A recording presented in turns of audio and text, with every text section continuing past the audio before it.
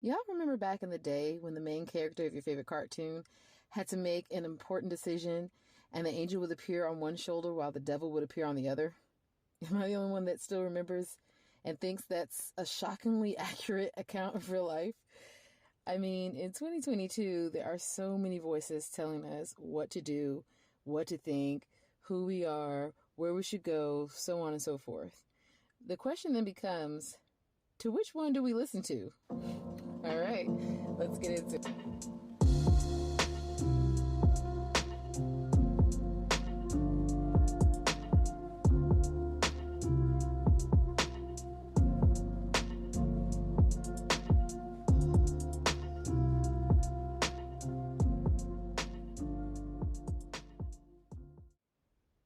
Before I get into anything, I just want to say happy birthday to Replenish. Yay. Okay. So today, a year ago, I was led of Ruach HaKodesh to start this podcast. Ironically, on the same day I was born in Descend back in 1983. Although I no longer celebrate this day as my day of birth, it's nice to know I can celebrate today as the day Yahuah birthed his will through me with this ministry. Hallelujah. Yahuah. Okay, so now that I've gotten that out of the way, I can focus. I can focus. So when I was younger, I remember my mom always fussing at my dad when it came to the dishwasher. Okay. They had two different styles of how the dishes were to get done, and it was no mystery in my house whose way was the way.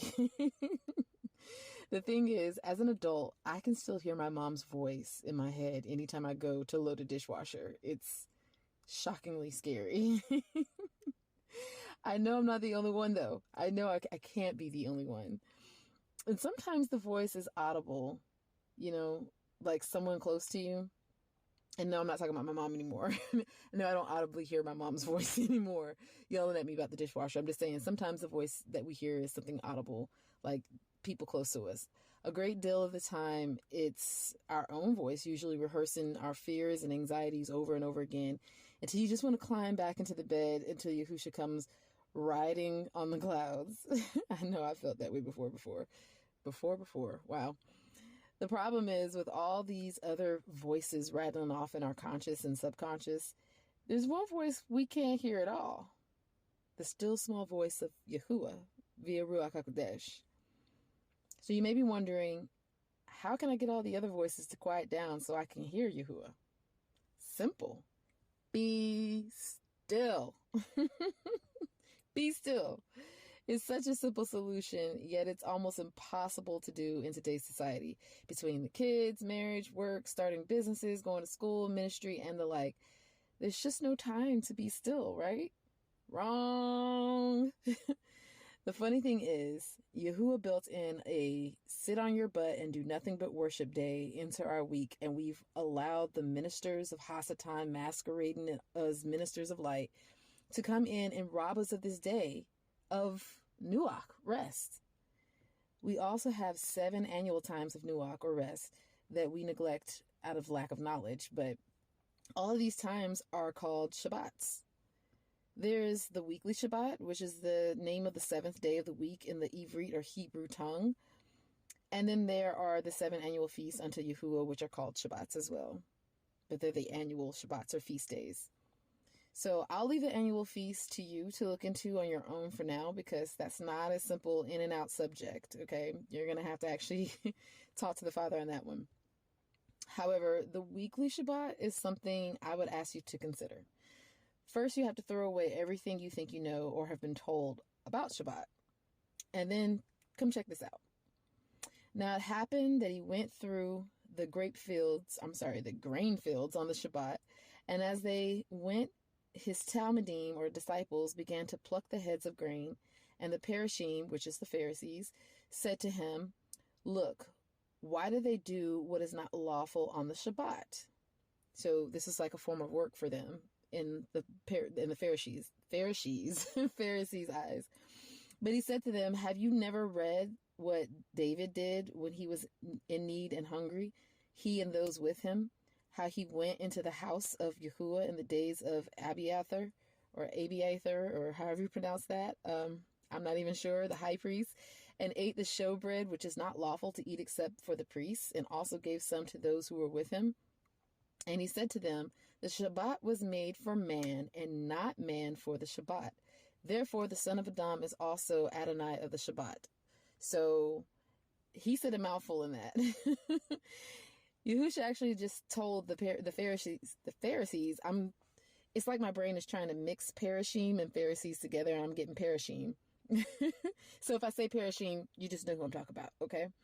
So, but it's like he said that Shabbat was made for man and not the other way around.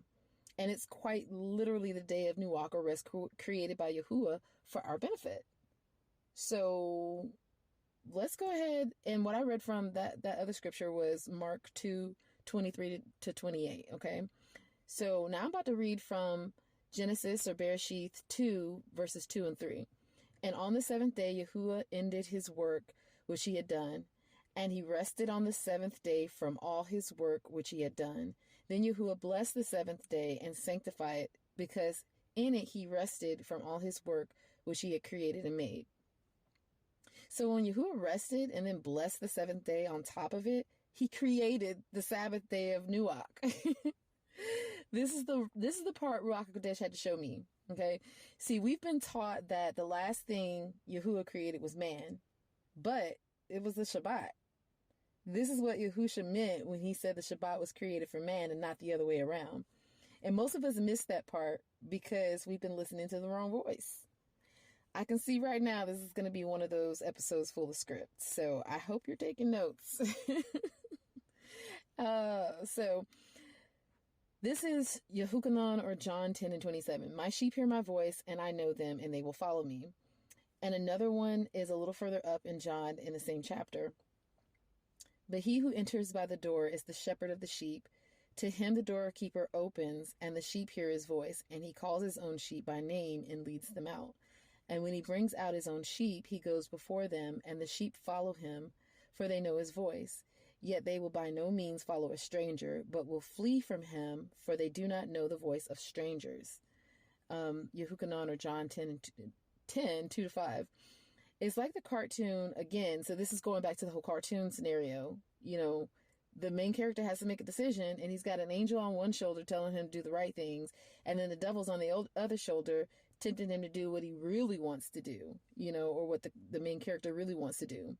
So do you listen to the angel, which represents Ruach HaKodesh, or do you listen to the devil, which represents your will and your desires? I don't know about you, but my will and my desires have gotten me into all kinds of trouble, and Yahuah graciously came and rescued me out of all of those troubles and set me back straight.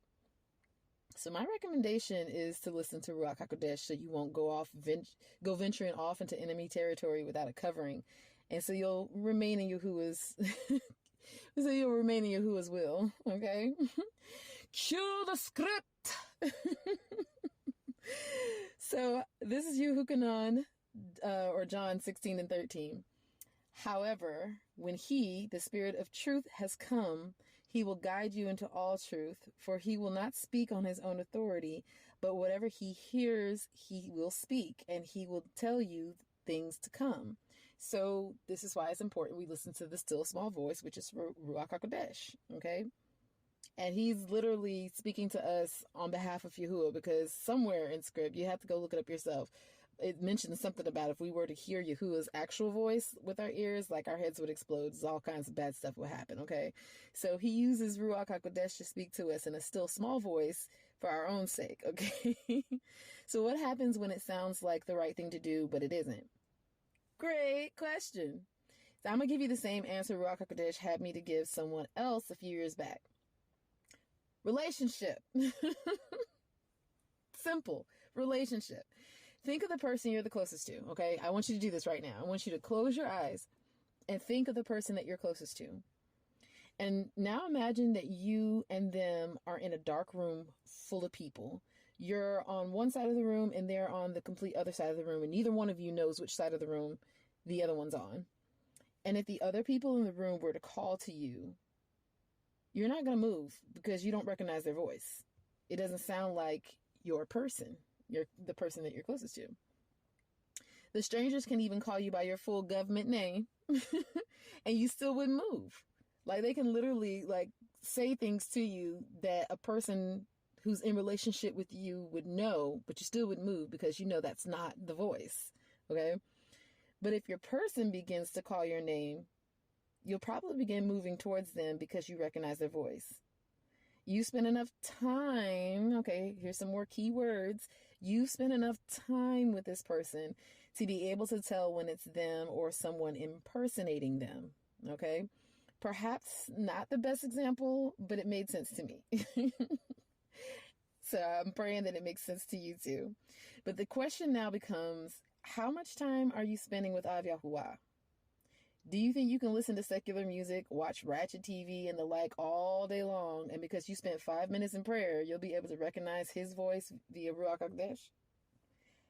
So I just want you to really ask yourself that question. Like, this is a very introspective zone, okay? So if you're here, it's because you want to introspect. If you don't want to introspect, I'm going to let you know this is not the podcast for you, because we're going to confront these issues. Like, do you really think that you're going to recognize Ruach HaKodesh when you're doing all this other stuff? Now, Yahuah is able to get that message through, but it will be difficult for you to discern if it's him because he's not your person. Like, if you're not spending time with him, he's not your person. Have you ever heard someone say, something told me, when it was obviously Ruach HaKodesh, given the context of the statement, of course? They can't say who said it because they don't know. They don't know him. Away from me, I never knew you. Wow. And that is not something that I want to hear. I'm going to be transparent with you. I do not want to hear that phrase. So although all throughout our day, we have to deal with all kinds of voices. It starts with the news anchor, then it's the radio personality, then it's your boss or teacher, then it's your friends and family, your favorite song or movie, etc. And most of those voices I mentioned they're going to feed your flesh, your will and your desires, but not Yahuwah's will, not your spirit. They're not going to feed your Ruach. So I very recently started setting aside a few days a week where I really don't fool with anything electronic unless I have to make a phone call, listen to some worship music, or type up something for a project I'm working on. Do you know I started to go through electronic withdrawals? I didn't know what to do with my day at first. And I'm someone who doesn't even watch TV. Like, I don't even watch mainstream TV like that. So I can only imagine what it would be like for someone who does. You know what I rediscovered during this time? Freedom. Freedom. I feel like a cheerleader. Freedom. Okay. I feel free and energized, and I can hear Avia's voice even clearer than I could before. So, and let me just tell you, the attacks have been coming too. Oh man. Oh man, they've been coming. However, I didn't respond in the flesh because I hadn't been feeding the flesh all week. I've actually been feeding my Ruach. So I haven't been starving my spirit and feeding my flesh. I've been doing the opposite. So I guess you can say it's like a type of fast. So I apologize for that. Typically, I'll tell people when I'm fasting, but I guess I didn't look at it as a fast. But I guess you can say it's an electronic fast. So I'm just going to say, go get your mind back, y'all. Gave your mind to all types of people and things. Go get your mind back. And maybe this episode won't have as much script as I thought it was. Now that I'm thinking about it, it really doesn't. But season 2 left us refocusing on Yahuah, and now we have to relearn how to hear his voice above all others. And I really do advise you to go back and listen to the other seasons. So this is actually the first episode of season 3. So it's like I moved into a new season of my life, and so did the podcast. So I woke up today and everything just felt different.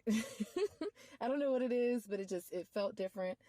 So I'm just going to go with it. But like I said, I highly recommend listening to it. You can actually hear my progress in my walk with Yahuah as well.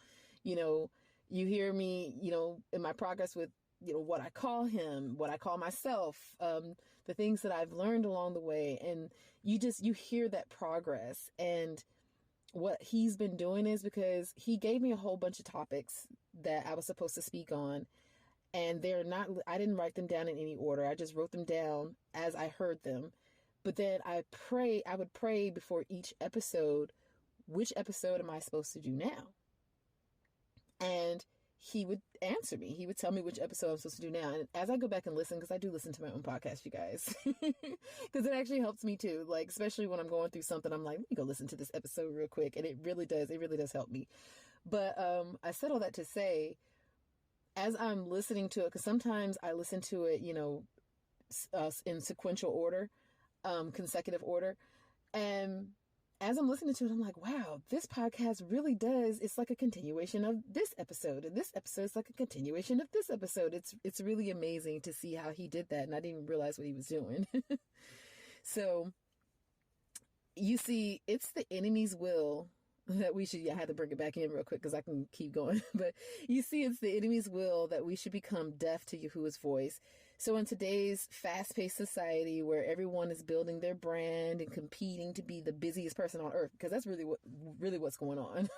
Like, I be looking at some folks like, you really just want to fill up every single second of your day with something to do. You just can't sit still. It's like my son. My son, when I was pregnant with him, he never stopped moving. Like, some women would be like, well, you can tell. Even my midwife, she was like, you can tell when the baby sleep because he doesn't move as much. And I'm like, well, he must never sleep because this boy is always moving.